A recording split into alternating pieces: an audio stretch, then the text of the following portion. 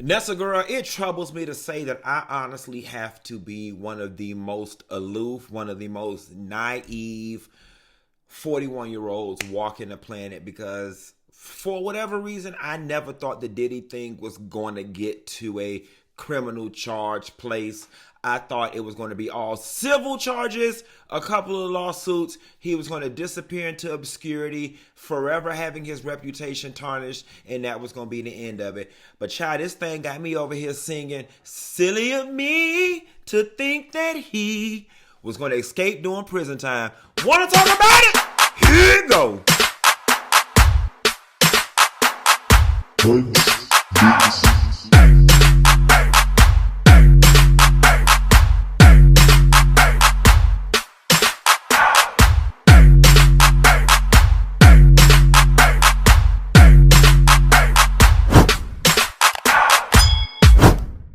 And I know that I should be looking for more. Diddy Ash should have been looking for more. More ways to express himself and less ways to abuse and misuse these people. Nessa girl, let me tell y'all something. I was in this house yesterday minding my business like I what? Like I always do. And my phone, my email, my DMs, my tweets, and every box that I got on my body, including the one in between my legs and in my butt, was ring-a-lang-a-langin' and dang-a-lang-a-langin' and tang-a-lang-a-langin', all because Diddy behind don't got arrested and indicted for everything under the sun. Now listen, guys, before we even break down into what's going on, when we have major cases like this, I like to make it my business to not add to the noise. And I always want to approach things from an angle of being able to add something valuable to the conversation. And there's so many moving pieces when it comes to this Diddy thing. But girl, is it me? Or did that 100 bottles of lube and baby oil rub y'all the wrong way in between y'all legs and in y'all butt? And I'm going to use the baby oil and the lube as my starting point for how I want to address this topic. And I bring up the baby oil and the lube because the overarching theme of this entire case seems to be sex. Sex trafficking, kidnapping, transportation with prostitution intent. You know what I'm saying? Hiring sex workers, freak-offs, lube. It's sex with all these tentacles. And so as I was in here cleaning up, unpacking, setting up the house, taking a break, jumping in and out of social media, my mind just started churning. And I want to start here. I have a question for y'all. It goes without saying that at this point, Diddy's behavior can be classified as sexual deviancy. But the question that I have, and I would love to talk to some type of psychiatrist or psychologist about this, is do we believe that Diddy's, what appears to be his unquenchable thirst for sex and various iterations of sexual acts between men, women, and flower pots, is this something that was innate in him that he would have expressed independent of being a star with all this money? Or is this something that was born out of him being rich, famous, and powerful? Now, from a victim perspective, it doesn't matter one way or another. I'm sure some of you guys are saying that, and you're absolutely correct. But I am simply fascinated by how somebody's unquenchable desire for sex can lead them down this road that has gotten them into a world of trouble that, quite frankly, it doesn't look like money is going to buy him out of. I, for the life of me, could not imagine a world where I was this preoccupied with sexual activity. And then when I look at the fact that, you know, Diddy is producing movies and videos and music and award shows and traveling and just all the various things that somebody does when they're rich and famous, it almost makes me say, well, when do you even have time to have all of this sex and all of this parties? Bring in his henchmen, associates, business partners, friends, security guards, so on and so forth. Baby, I am reading the different reports across the national newspapers and magazines, and the general consensus is he had a team of people who was helping him operate this well-oiled machine of sexual escapades. Now listen, it goes without saying, and I've said it on this platform many a time, when it comes to sex, while I'm very prudish in public, I have my ways behind closed doors. I've participated in group sex. I've had threesomes. I've had sex with boys and girls. I've had sex with people watching. I've done sex parties. I've done it all. I've liked it all. Some of those activities I may or may not participate again in the future. Please note, all consenting adults. Nobody was coerced, so on and so forth. I like having fun just like the next person, but goddamn, bitch. I mean, just how much do you need? How much sex does one person need, and how much sex are you having currently and anticipate having that you have over 100 bottles of lube and baby oil on hand? That's ridiculous to me. Second of all, and this is just my mind working right now. This is not even in my notes.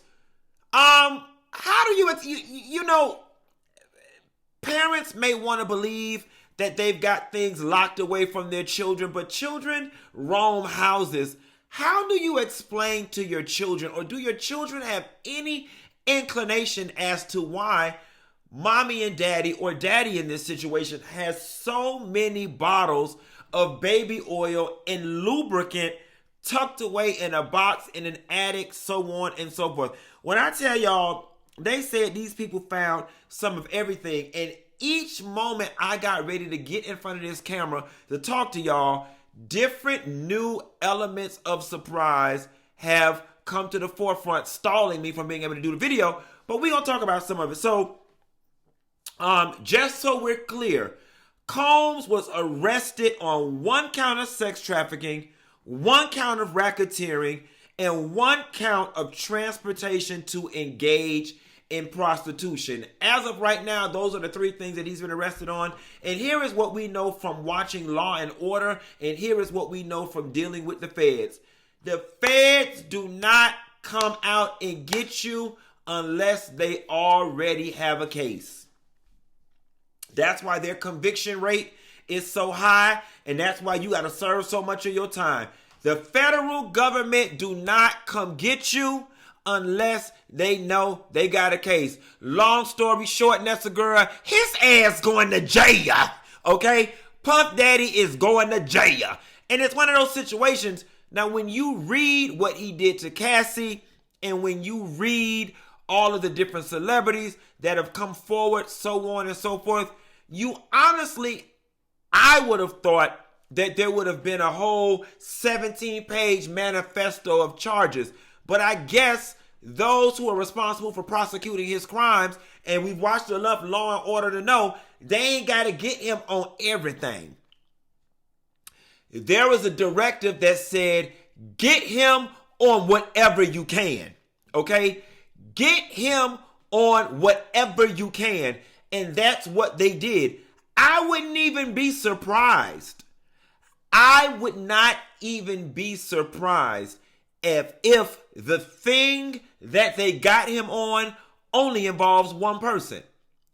I would not be surprised if he got sloppy somewhere with one particular guy or girl, and all 3 of these charges are associated with only one person. That's how things happen. Now, I'm not passing that off as truth. That's just what I'm speculating in this moment. But let me share something with y'all. Just for those of you guys who are unclear with the amount of time that Puffy can possibly serve for these crimes. Racketeering, he could potentially get life in prison. Sex trafficking, maximum is life in prison, minimum is 15 years. Transportation for prostitution, maximum is 10 years in prison.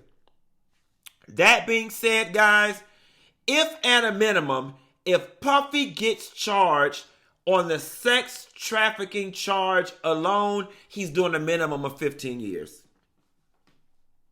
He's doing a minimum of 15 years. But the real gag is knowing the way business people move and rich people move.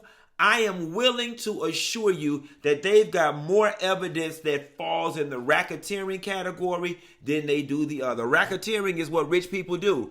Racketeering, RICO, that's what all that YSL stuff is going on. That's how Rudy Giuliani was able to take down the mob in New York way back when. Is that racketeering. And racketeering is that intricate in and out transfer of money, business, and things of that sort to commit crimes and create a criminal enterprise. And I just gave y'all the paraphrase, dude on the corner at the liquor store drinking liquor in a brown bag under the tree explanation of racketeering. But y'all know what I mean. The other thing that I was reading, as I was reading in the New York Times, in USA Today, is that they said Puffy used his businesses to engage in kidnapping, arson, physical violence, sex trafficking, and forced labor, amongst other crimes.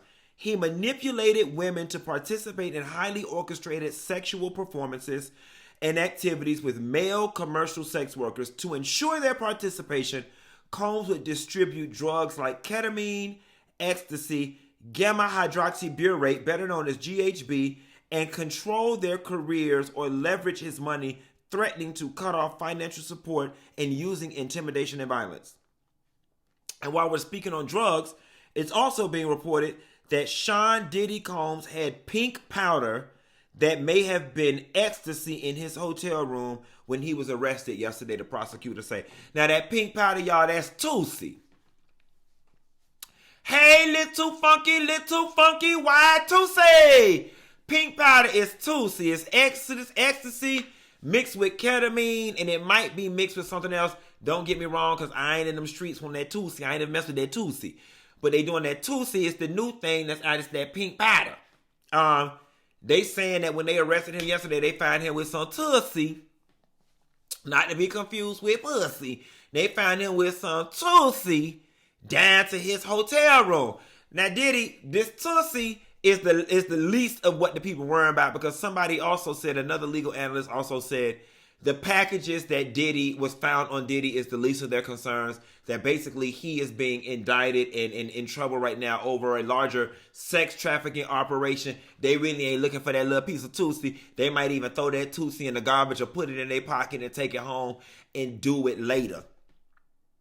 They might take that Tootsie home and do it later, y'all. But I never saw this coming down the line for Sean Diddy Combs. It is definitely official at this point.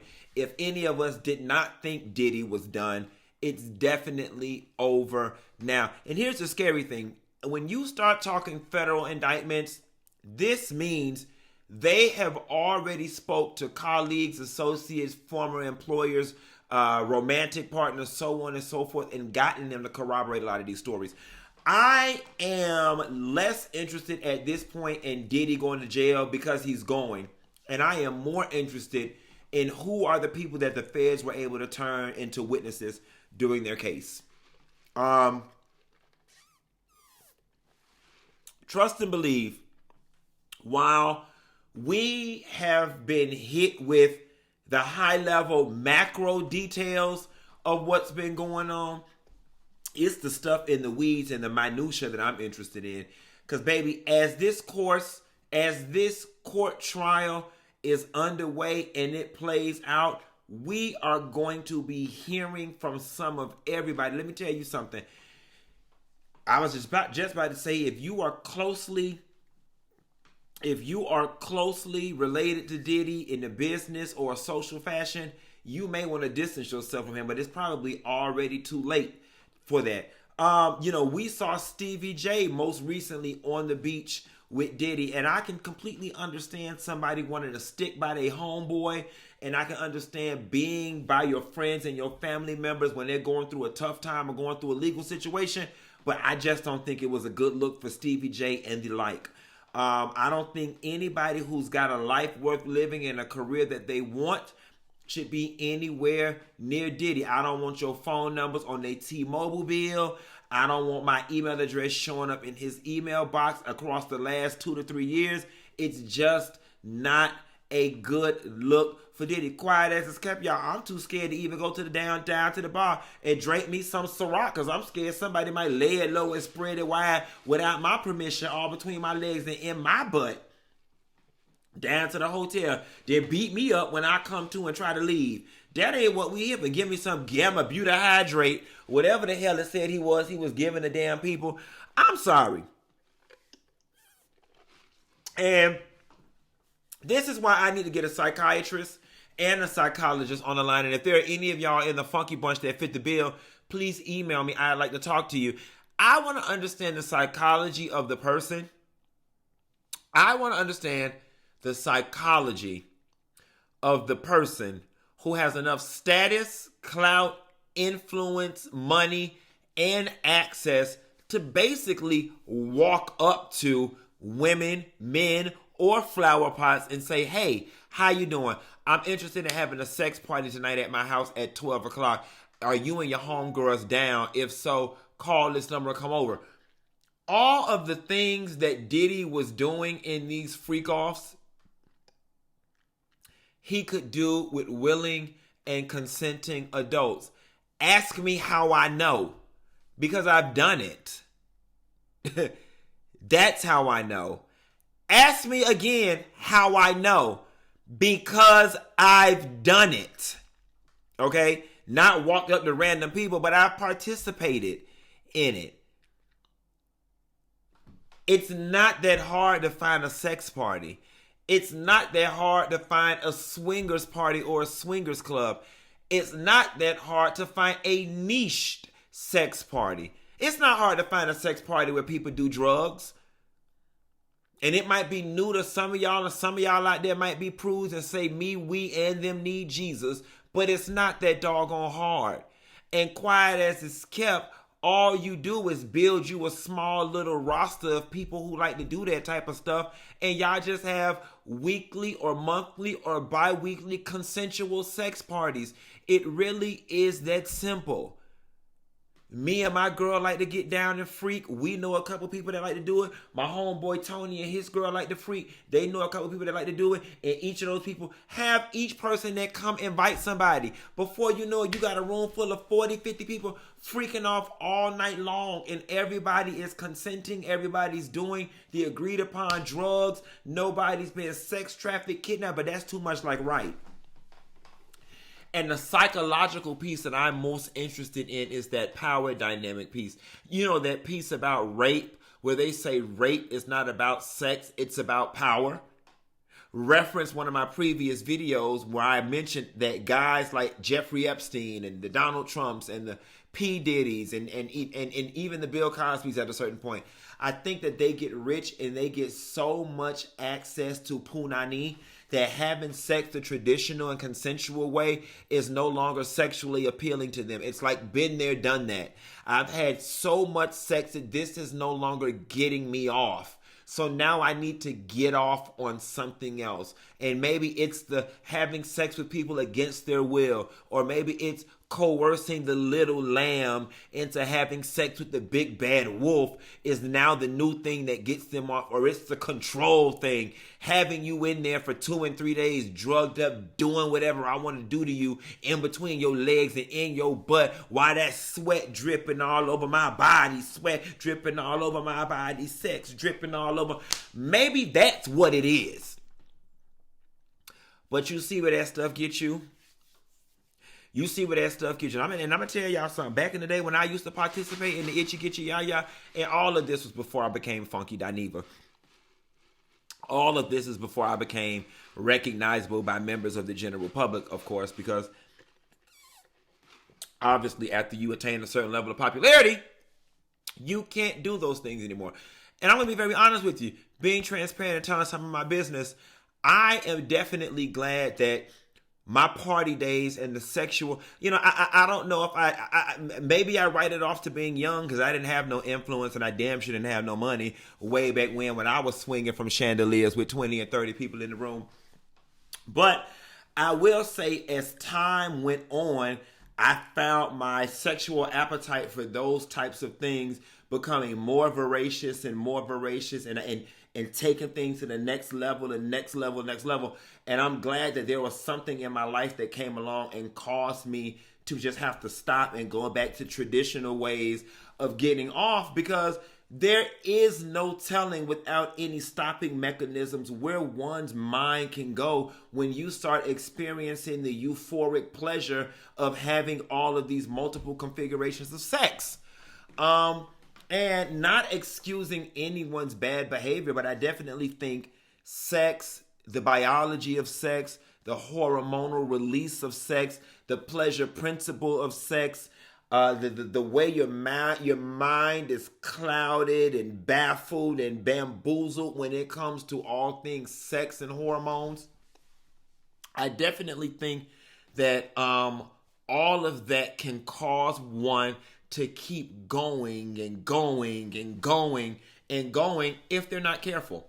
I definitely think it's the same serotonin release that many people get from doing drugs or any other addiction. It can become an addiction where clearly it's become an addiction where you keep chasing this high and trying to get your rocks off on the next level. And here is what happens when it goes unchecked and when you don't have good people around you to tell you that you're going too far and you need to stop. Unfortunately, guys, it's a wrap for Diddy. If we did not think it was a wrap before, we definitely think one now. And listen, as the time goes on and as the world turns, we are about to be exposed to all types of freaky details of what was going on behind closed doors. So all I can say is sit back and get ready, because there is so much more that is about to come as a result of this Puff Daddy stuff, y'all. That's all I got. Ain't got no more. I mean, everything else out there to say about this situation really is already out there. I am glad, though, that I am not hearing a whole lot of, oh, they just trying to get money from this man, the way we were hearing in Bill Cosby, and the way that some of y'all were adamant about R. Kelly being innocent. For the most part, yeah, we hear a little here and there, little sprinkles of it being a money grab, but I think for the most part, most people are sitting back like, this is bad. This man did it. We not with the foolishness, and he deserves everything he's getting. Am I right or am I right? Nevertheless, if you are new around these parts, please be sure to subscribe and click that little bell to get the notification buttons. And I'll call y'all later. Bye.